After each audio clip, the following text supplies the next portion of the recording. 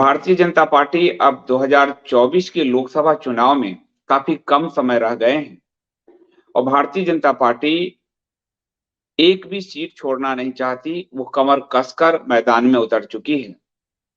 वैसे तो ये जो 4 विधानसभा के चुनाव होंगे लोकसभा से पहले, और कर्नाटक से भी, नॉर्थ ईस्ट में भी भारतीय जनता पार्टी, मेघालय में जो कभी कोलैबोरेशन से थी, अब वो खुद चुनाव स्वतंत्र रूप से लड़ रही है।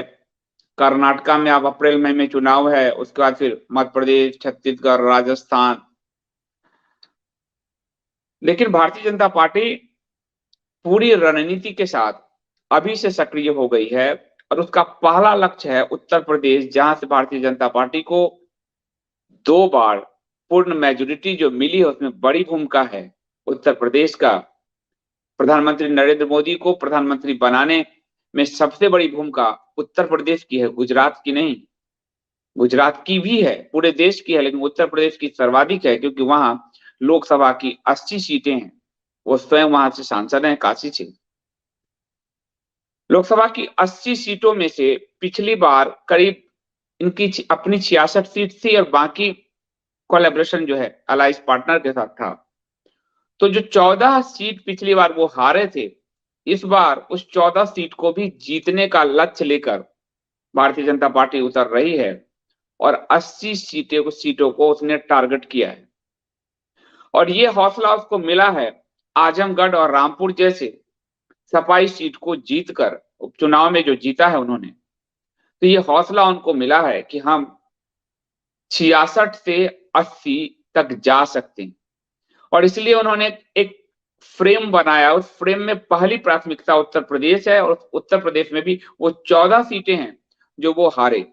वैसे पूरे देश में उन्होंने इस बार जो टारगेट किया है उसमें से वो 140-44 सीटों को उन्होंने टारगेट किया है जहां वो हारे सेकेंड नंबर या थर्ड नंबर पे रहे। तो इनका वो लक्ष्य है कि यदि इस बार का वोटर विद का भी, जो उनका कोर वोटर हिंदू मतदाता है, मिडिल क्लास हिंदू, वो अगर विद का भी, तो हम उन सीटों को टारगेट करते हैं जिस सीट से हम हारे थे, द्वितीय और तीसरे नंबर पर रहे थे। यदि उन 140-44 सीट में से मैक्सिमम गेन कर लें तो जो हिंदू नाराज हैं और वोट नहीं देते, बैठ जाते हैं, नोटा पे जाते हैं, अलग पार्टी को देते हैं, उसको उसकी भरपाई हम कर सकते हैं। इसीलिए पासमानदाकरण का जो उनका योजना है, मुस्लिम तृप्तिकरण की ओर जो वो जा रहे हैं, और जिसके लिए कल परसों नड्डा ने, जो भारतीय जनता पार्टी के राष्ट्रीय अध्यक्ष हैं जेपी नड्डा, उन्होंने कह भी दिया कि हिंदू राष्ट्र आदि पे कोई बयान नहीं देगा पार्टी में। यानी कहीं से भी मुस्लिम या ईसाई सेंटिमेंट हर्ट नहीं होना चाहिए क्योंकि वो 140-44 सीटों पे दाव है जहां वो हारे। और हो सकता है कि इस बार कुछ हिंदू नाराज हों तो वो उस जगह से गेन कर सकें जहां से, इसलिए आजमगढ़ और रामपुर जहां मुस्लिम बहुत सीट था वो वहां जीते हैं और गुजरात में उनको बड़ी संख्या में सीटें मिली है। इसलिए उन्होंने कहीं से भी मुस्लिम का जो सेंटीमेंट है वो हर्ट नहीं होना चाहिए, इसलिए पार्टी में स्पष्ट तौर पर यह बयान दिया गया नड्डा, राष्ट्रीय अध्यक्ष नड्डा ने, कि कोई हिंदू राष्ट्र आज जैसी बेकार की बातें नहीं करेगा, किसी के भी सेंटिमेंट को हर्ट नहीं करेगा। और तब ये समझ में आता है कि नुपुर शर्मा को पार्टी से बाहर फेंकने के पीछे एक योजना थी। ये नहीं कि अचानक दबाव में फेंक दिया, एक योजना थी जिसमें अरब कंट्रीज, कतर के साथ भारतीय जनता पार्टी की, भारत सरकार और अरब सरकार के बीच बिजनेस बढ़े और कई बिजनेस एम्पायर के बिजनेस भी इस बीच में बढ़े हैं, कई जेम्स बॉन्डो के बिजनेस भी बढ़े हैं। तो वो एक कारण है। दूसरा कारण है सीट जीतना, इसलिए 140-44 सीट टारगेट है। इसमें से पहला जो उत्तर प्रदेश का वो 14 सीट है जिसमें वो हारे, उसमें से आपको बिजनौर है, मुरादाबाद है, अमरोहा है, संभल है, रायबरेली है, सोनिया गांधी जहां से हैं, घोसी है, कभी कल्पना सराय जहां से आते थे, लालगंज है, जौनपुर है, अंबेडकर नगर है, गाजीपुर है जहां से पहले मनोज सिन्हा भी हारे हैं और मुस्लिम वो अंसारी जीता था, मैनपुरी है, मुलायम वाला पूरा बेल्ट, श्रावस्ती है, सहारनपुर है, नगीना है, ऐसे करीब 14 सीट हैं, जिसमें से 2019 में भाजपा हार गई थी और उपचुनाव में जो सपा का मुस्लिम प्रभावशाली जो सीट था आजमगढ़ और रामपुर वो छीन सकी, इसलिए वो मुस्लिम सेंटिमेंट्स को किसी भी तरीके से डैमेज नहीं करना चाहते और इसीलिए 140-44 सीट देश में टारगेट है, जहां भाजपा हारी, सेकेंड या थर्ड नंबर पे रही। और यूपी में वो 14 सीट आजमगढ़ और रामपुर से उन्हें बूस्ट मिला है कि हम जीत सकते हैं। उसमें आपको इनमें अगर 14 सीट में देखेंगे तो 3 पे सपा है, 1 पे कांग्रेस है, तो 3 1 4 हो गया और 10 पे बसपा है, तो टोटल 14 सीट ऐसे होता है। इसके लिए पीटीआई की एक खबर है कि 4 मंत्रियों को इन 14 सीटों के लिए 4 मंत्री लगाए गए कि ये 14 सीट हमें जीतने ही है, हर हालत में जीतने हैं।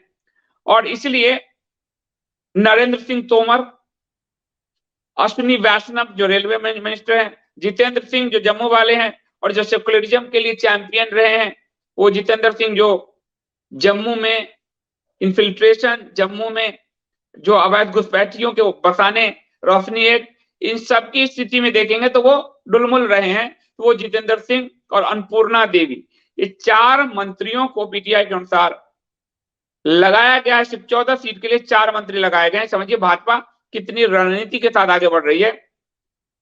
और इसके अलावा जो संगठन के प्रदेश महामंत्री हैं भाजपा के वो तो 4 सरकार के मंत्री हैं, भाजपा के संगठन महामंत्री अमरपाल मौर्य को भी, तो मौर्य जो अभी स्वामी प्रसाद मौर्य का जो वितंडा चला सपा का, तो उसको भी कि हमारी तरफ आ जाए जो भी, तो उसके लिए भी अमरपाल मौर्य को लगाया गया है। और इसमें पीटीआई कह रही है कि नरेंद्र सिंह तोमर को लालगंज, अंबेडकर नगर, श्रावस्ती और रायबरेली नरेंद्र सिंह तोमर को दिया गया है। अन्नपूर्णा देवी को जौनपुर, गाजीपुर, घोसी ये क्षेत्र दिए गए हैं। जितेंद्र सिंह को दिया गया मैनपुरी, संभल, मुरादाबाद, अमरोहा ये दिए गए हैं। अश्विनी वैष्णव जो आईटी बहुत मॉडर्न है, बहुत पढ़े लिखे, सबसे ज्यादा पढ़े लिखे शायद है मंत्री, सहारनपुर, नगीना, बिजनौर, ये पूरी तरह से सौंपा गया है कि हमें अगर बाई चांस हिंदू नाराज होता है और भाजपा का जो वोट परसेंट है वो 38-40 पे घूमता रहता है, भाजपा के वोटर फिक्स होते हैं, जब तक ट्रायंगल में लड़ाई नहीं होती तो भाजपा नहीं निकल पाती, ट्रायंगल लड़ाई में निकल जाती है। तो जो 2 के वोट बटते हैं, जैसे आप कांग्रेस और आपके बीच बटे वोट मुस्लिम और ये सब, तो भाजपा गुजरात में बड़ी बम्पर से निकली। बसपा सपा बटेगा तो भाजपा निकल जाएगी, लालू और नीतीश के बीच बटा तो भाजपा निकल जाएगी, कांग्रेस और आपके बीच बटा तो भाजपा निकलेगी, आप अगर कांग्रेस के पूरे वोट को खा गई तो भाजपा लटक जाएगी। तो भाजपा हमेशा, क्योंकि उसके वोट फिक्स हैं, वो जो हिंदू वोटर, लेकिन जैसे 2004 में हुआ था वाजपेयी जी से जो हिंदू नाराज थे तो वो घर बैठ गए, घर बैठना भी भाजपा के लिए मुसीबत हो जाता है। तो ऐसे में भाजपा उस पूरे गणित पे, और इसलिए प्रधानमंत्री बार बार तृप्तिकरण की बात कर रहे हैं, बार बार पसमानदाकरण की बात कर रहे हैं, बार बार मुस्लिम सेंटिमेंट्स को सहला रहे हैं, बार बार सच्चर कमेटी, सरकारी नौकरियों में उनका परसेंटेज, उनको वजीफा देना, सारी प्रधानमंत्री आवास योजना को अगर आप देखेंगे तो बड़ी संख्या में जो लाभार्थी है वो मुस्लिम वर्ग है। और ये बात मैं नहीं कह रहा, ये प्रधानमंत्री मोदी के पूर्व अल्पसंख्यक मंत्री नकवी जी का बयान है। 33 से 37% लाभार्थी प्रधानमंत्री आवास योजना, शौचालय योजना, ये जो 80 करोड़ जो राशन वासन वाला योजना है, इसमें 33 से 37% यानी 33 से 30 से 40% का जो लाभार्थी है वो मुस्लिम वर्ग है। हिंदू को आप कहोगे तो 60% तो हिंदू है, तो हिंदू तो वो मानते नहीं ना, वो तो जातियों में तोड़ के देखते हैं, फिर इसमें ओबीसी कर दिया, फिर एससी कर दिया, फिर एसटी कर दिया, ओबीसी में भी फिर अलग अलग जातियां की, तो वो हिंदू को कंक्लूड नहीं करते सरकारी योजनाओं में कि हिंदू को ही मिला, कंक्लूड होता है मुस्लिम। पासमानदा जो अभी वो कह रहे हैं, तो ये 40% मोटा मोटा लाभार्थी प्रधानमंत्री योजना के, सारी योजना के, ये अल्पसंख्यक मंत्रालय के बजट के इतर है। प्रधानमंत्री योजना सबके लिए, अल्पसंख्यक मंत्रालय का जो बजट है वो तो जो भारत के टोटल संसाधन पे 30% अल्पसंख्यकों को, खासकर मुसलमानों को, ये अधिकार दे चुके हैं। ये नकवी जी का बयान है। जैसे सरकारी नौकरी है, तो सरकारी नौकरी में 67 साल में कांग्रेस कि राज्य में 5% मुस्लिम सरकारी नौकरी में गए, इनके 8 साल में 10% गए। ये उसके बाद जैसे यूपीएससी है, कांग्रेस के 67 साल में 2.5 से 3% मुस्लिम यूपीएससी में गए, इनके राज्य में वो सीधे 5% 6% पे पहुंच गए हैं। कांग्रेस राज्य में 67 साल में 20,000 टेक्निकल जॉब मुसलमानों को मिली, पूरे 67 साल में। इनके सिर्फ 8 साल में 21.5 लाखों को जॉब मिला। ये उनके प्रेस रिलीज है जो पीआईबी ने जारी की। तो ये और अल्पसंख्यक मंत्रालय का जैसे बजट है, तो उसमें कांग्रेस के टोटल 67 साल में जैसे 3 करोड़ 20 लाख अल्पसंख्यकों को वजीफा मिला, स्कॉलरशिप मिला। इनके 8 साल में 5 करोड़ 20 लाख 40 लाख को मिला। तो अल्पसंख्यक मंत्रालय के बजट है, लेकिन इस मंत्रालय के बजट के इतर जो टोटल बजट है उसमें भी मुस्लिम लाभार्थी 30 से 40% जा चुके हैं। तो अगर हम देखेंगे तो 30 से 40% टोटल में और अल्पसंख्यक के बजट इसको जोड़ दे तो एक बड़ा लाभार्थी वर्ग मुस्लिम। अब प्रधानमंत्री योजना, आवास योजना आप सोचो, वो सबके लिए, तो टोटल लाभार्थी उसमें से 30% के ऊपर जो नकवी जी के बयान है 33% के करीब करीब प्रधानमंत्री आवास योजना, शौचालय सबके लिए उसमें भी 35-36% मुस्लिम, ये राशन योजना उसमें भी 35-36, तो टोटल अगर देखेंगे तो ये 40% के ऊपर मुस्लिमों को दे रहे हैं। तो इसलिए अगर हिंदू घर बैठ भी जाता है तो इनका सारा फोकस उस 140-44 सीट पे है जो है जहां मुस्लिम डोमिनेशन के कारण दूसरी पार्टियां जीती। जैसे अब उत्तर प्रदेश में जो 14 बताया, तो आजमगढ़ और रामपुर के बाद इनके जो समझ में आया है इस बात को, और इसीलिए उन्होंने पूरे मंत्रियों को लगाए बड़े बड़े कि अगर हिंदू 8% बैठ भी जाए तो हम 15% मुस्लिम गेम अगर कर लेते हैं तो हिंदू वोट, फिर जैसे कांग्रेस ने एक समय या सबने हिंदू वोट को जीरो किया जातियों में बांट के, भाजपा में हिंदू वोट सशक्त बना, मुस्लिम वोट जीरो हुआ था। लेकिन भाजपा अब फिर से उसी पैटर्न पे जा रही है, मुस्लिम वोट को सशक्त करके पुनः हिंदू वोट को जातियों में बांट के खत्म करना चाह रहे हैं। ये भारत के पॉलिटिकल सिस्टम का पैटर्न है, जिस पैटर्न को पुनः भाजपा फॉलो करने जा रही है। तो इसीलिए ये उत्तर प्रदेश में 80 सीट जीतने के लिए उस 14 सीट को, जहां वो 3 सपा जीत गई, 10 बसपा जीत गई और 1 कांग्रेस जीत गया, उसको टारगेट किया। और टोटल भारत में 140-44 सीट को टारगेट किया, जिस पे मैं वीडियो दे चुका हूं। इसके अलावा जो भाजपा के राष्ट्रीय अध्यक्ष है नड्डा के कार्यकाल को बढ़ा दिया गया है। फैसले सारे अमित शाह ले रहे हैं, ये कोई कांग्रेस की इतर पार्टी नहीं है। कोई भी अध्यक्ष बनता है तो गांधी परिवार फैसला लेता है। आपने देखा होगा, वीडियो भी देखा होगा कि प्रधानमंत्री मोदी के साथ खड़े होना है तो नड्डा को हाथ पकड़ के मोदी, अमित शाह जी ने पीछे करके खुद वो गए, सारे फैसले वो ले रहे हैं, सारे बैठक, तो आपको दिख जाएगा। तो ये कोई छुपी हुई बात नहीं है।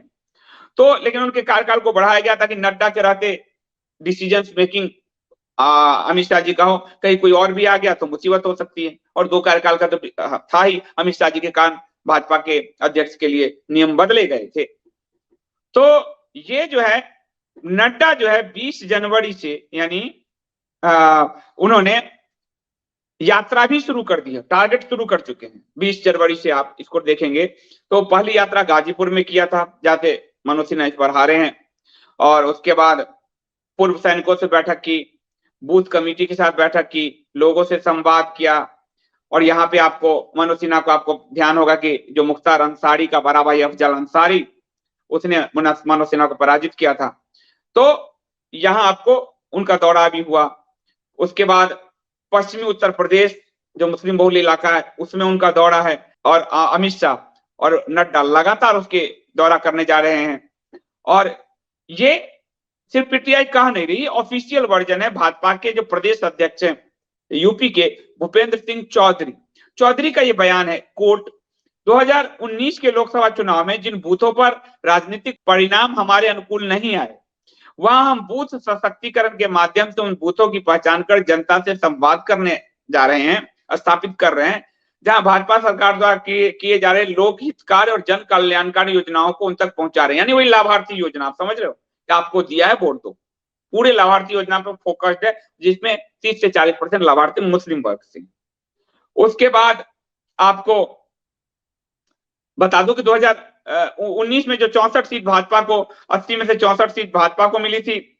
और उसके बाद अपना सोनेलाल अपना दल से गठबंधन था उनका, तो सब ये बाकी सब गठबंधन के साथ वो आगे पहुंच जो है चले गए थे। उसके बाद आपको सपा के पास किसी तरह मैनपुरी बचा पाई सपा, रामपुर और आजमगढ़ तो हारी। तो ये जो बड़ी बात है कि भारतीय जनता पार्टी और एक पॉलिटिकल पार्टी के नाते, मैं पॉलिटिकल पार्टी, उनका हक है ये बात, पॉलिटिकल पार्टी के नाते उनका हक है हर वर्ग से वोट लेना। लेकिन एक जो हिंदू पार्टी जो हम लोगों के मन में था, उस नाते उनको ये लग रहा है कि हिंदू इस बार नाराज है। और ये अभी के सर्वे में भी हुआ कि राम मंदिर पर जब पूछे गए तो सिर्फ 12 से 14% लोग कहते हैं कि मोदी सरकार के देन है, उनका सुप्रीम कोर्ट के फैसले हैं। और काशी जो विध्वंस, राम मंदिर के कॉरिडोर विध्वंस, उस पर लोगों ने तो सिर्फ 12-14% मानते हैं कि मोदी सरकार के कारण राम मंदिर मिला। सिर्फ 14% लोग मानते हैं 370, जो इनकी दो बड़ी उपलब्धि और जो कार्यकारिणी की बैठक में कहा गया, ये कई मीडिया ने छापे थे कि हमने हिंदुओं को एड्रेस कर दिया, उनको जो देना था दे दिया, राम मंदिर 370 दे दिया, अब हमें सबको देखना है, इसलिए सूफी नाइट करिए, पासमानदाकरण करिए। ये सारे अखबारों ने भी छापा, ये जो है कार्यकारिणी में जो बैठक हुई सूफी नाइट आदि का।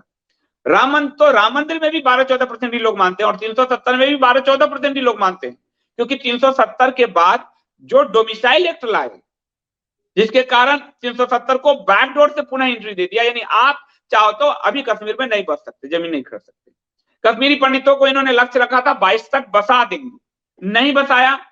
बसाना तो छोड़ दीजिए, जो सरकारी नौकरी में है कश्मीरी पंडित, कश्मीरी हिंदू या जो वहां रोजगार कर रहे हैं, ऐसे करीब 20 से 25 हिंदू टारगेट किलिंग के शिकार हुए, जो 2003 के बाद, उसके बाद सबसे ज्यादा हिंदू किलिंग है कश्मीर में। ये मोदी सरकार के कार्यकाल में सबसे ज्यादा हिंदू किलिंग, टारगेट किलिंग। और जो लोग प्रदर्शन कर रहे हैं हमें सुरक्षा दीजिए, वहां हिंदू सरकारी, या तो हमारा ट्रांसफर करिए या हमें सुरक्षा दीजिए, उनके सैलरी काटे जा रहे हैं। इस बीच शिवरात्रि में हिंदुओं को सैलरी नहीं मिला, उसके प्रदर्शन वो कर रहे थे। अमित शाह जाते हैं तो मुस्लिम फैमिली से मिलते हैं, लेकिन पीड़ित हिंदू फैमिली से नहीं मिलते जम्मू कश्मीर में। तो ये बात हिंदू समझ रहा है कि सीए की बात की आपने, लेकिन सीए आप लागू नहीं किया, शाहीन बाग आप नहीं हैंडल कर पाए, दिल्ली में तो इसलिए 12-14% ही लोग उनको, तो ये बात सरकार भी समझ रही है, ये ऐसा नहीं है, सरकार भी समझ रही है। और सरकार इसी कारण उन सीटों पर टारगेट कर रही है जो सरकार नहीं, मतलब भाजपा नहीं जीत पाई, मुस्लिम बहुल हो, जो भी हो, ये सब। इसीलिए आपने देखा कि इस बार ईसाई बहुल मेघालय में वो स्वयं उतरने जा रहे हैं। पहले तो साहब संगमा की सरकार, संगमा के बेटे सीएम थे, उनकी सरकार को समर्थन दे रहे थे, तो उनका था कि पहले हमको कांग्रेस को साइड करना था मेघालय से, जो उनके बयान है, हेमंत बिस्व शर्मा के बयान है कि कांग्रेस को साइड करना था, अब कर लिया, सरकार चला लिया। अब ईसाई बहुल में अब अपना स्वयं उतार रहे हैं, तो ईसाई मुस्लिम, तो अब उस सेगमेंट्स को वो टारगेट कर रहे हैं। एक पॉलिटिकल पार्टी के नाते वो कर सकते हैं, पर यहाँ हिंदुओं को सोचना है आपको कि आपके पास एक दूसरी कांग्रेस ही आ गई है, वो भारतीय जनता पार्टी नहीं है। इसीलिए नड्डा कह रहे हैं कि हिंदू राष्ट्र आदि पे कोई बकवास वाला बयान नहीं देगा। हम भगवा को सब्सक्राइब नहीं करते, भाजपा, यानी वो एक दूसरी कांग्रेस होने के लिए, क्योंकि कांग्रेस की सर्व स्वीकार्यता थी, सभी मजहब में थी, रिलीजन में थी, धर्म में थी, वो स्थिति को गेन करने के लिए भारतीय जनता पार्टी इस बार 24 के चुनाव में सारा जो राजमाइश कर रही है, और ये इससे स्पष्ट हो रहा है। आपको मैंने एक उत्तर प्रदेश का उदाहरण दिया और 140-44 सीट का पहले वीडियो दे चुका हूं कि भाजपा की पूरी रणनीति अब उन हारी हुई सीटों पर ज्यादा है, ताकि वो जो कमी जो हिंदुओं के कारण कहीं गुस्से का शिकार ना होना पड़े, एंटी इनकम्बेंसी का न झेलना पड़े, उसको हम कवर अप कर सकें। और ये भारतीय जनता पार्टी ने स्पष्ट रूप से कहा है। अभी इतना ही।